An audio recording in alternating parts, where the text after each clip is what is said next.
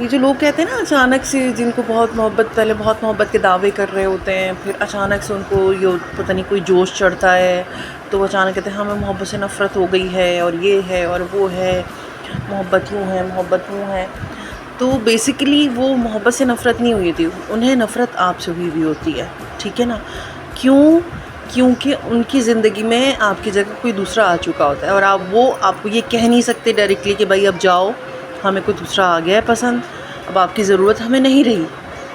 تو وہ پھر ریزننگ تلاش کرتے ہیں، وہ وجہیں ڈھونڈتے ہیں کہ ہم کس طریقے سے بتائیں کہ بھئی آپ بہت برے ہیں، آپ سے بڑی نفرت ہے، آپ کسی قابل نہیں ہیں، آپ کے ہوتے ہوئے تو ہمارے ذہنی سکون تباہ ہو گیا تھا، ہم نے اتنا ٹائم آپ کے ساتھ فضول میں گزار لیا، اور ہم اپنی زندگی کا اتنا وقت برباد کر دیا، اور بہت اذیت میں گزرے. تو کیوں کیا؟ کیوں گزارا آپ نے اتنا ٹائم، جب آپ کے لیے ایک بندہ ذہنی مریض، آپ کو ذہنی اذیت دینے والا انسان تھا، تو آپ کو گزارنا ہی نہیں تھا نا اس کے ساتھ اتنا ٹائم.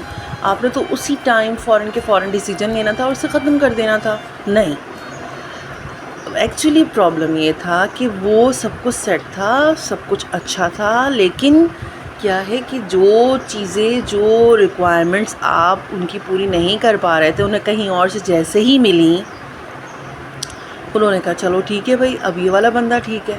تو یہ چیز ہوتی ہے، محبت سے نفرت نہیں ہوتی. اگر محبت سے نفرت ہو تو کسی اور سے بھی کیوں ہو، پھر کسی اور سے بھی نہیں ہونی چاہیے نا محبت.